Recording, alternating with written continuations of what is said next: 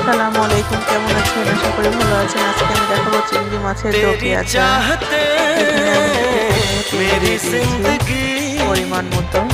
এখানে আমি হালকা লবণ হলুদ দিয়ে চিংড়ি মাছ মাখিয়ে রেখেছি।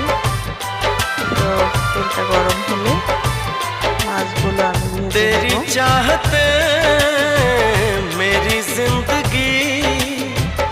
तेरे प्यार को मैं भुला ना सकूं, करूं कोशिशें भले रात दिन, तेरे अक्स को मैं मिटा ना सकूं।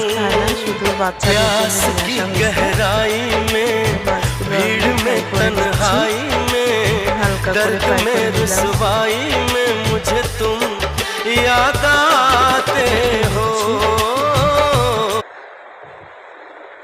একই প্যানে আমি দিয়ে দিব কিছুটা পেঁয়াজ কুচি, 2-3টা কাঁচা মরিচ চেরা দিয়ে নাড়াচাড়া করে ব্রাউন কালার করে নিব।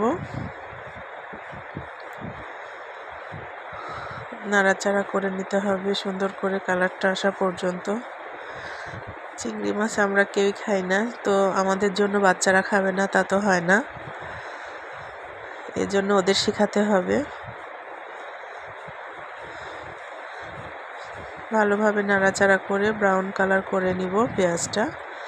এ পর্যায়ে আমি দিয়ে দিব 1 চামচ আদা রসুন বাটা, 1 চামচ পেঁয়াজ বাটা। বাচ্চারা খাবে এজন্য আমি মরিচের গুঁড়াটা অল্প পরিমাণে দিব। হলুদের গুঁড়ো দিয়ে দিব,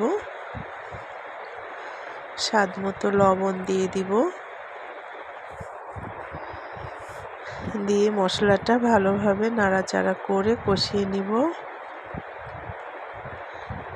মশলাটা কষিয়ে নিয়ে আমি কিছুটা পানি দিয়ে দিব, দিয়ে ভালোভাবে মশলাটা কষিয়ে নিব যাতে মশলার ফ্লেভারটা না লাগে।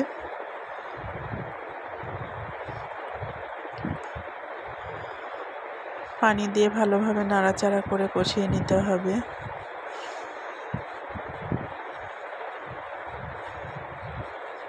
চিংড়ি মাছ অল্প টাইমে হয়ে যায় সেদ্ধ। আমি মশলাটা ভালোভাবে কষানো হয়ে গেলে এরপর আমি একটা টমেটো দিয়ে দিব। টমেটোটা দিলে একটু টেস্টটা বেশি হবে, টক টক ফ্লেভার আসবে। এরপর মাছটা দিয়ে নাড়াচাড়া করে আমি এখানে 1 কাপ পরিমাণ পানি দিয়ে দেব।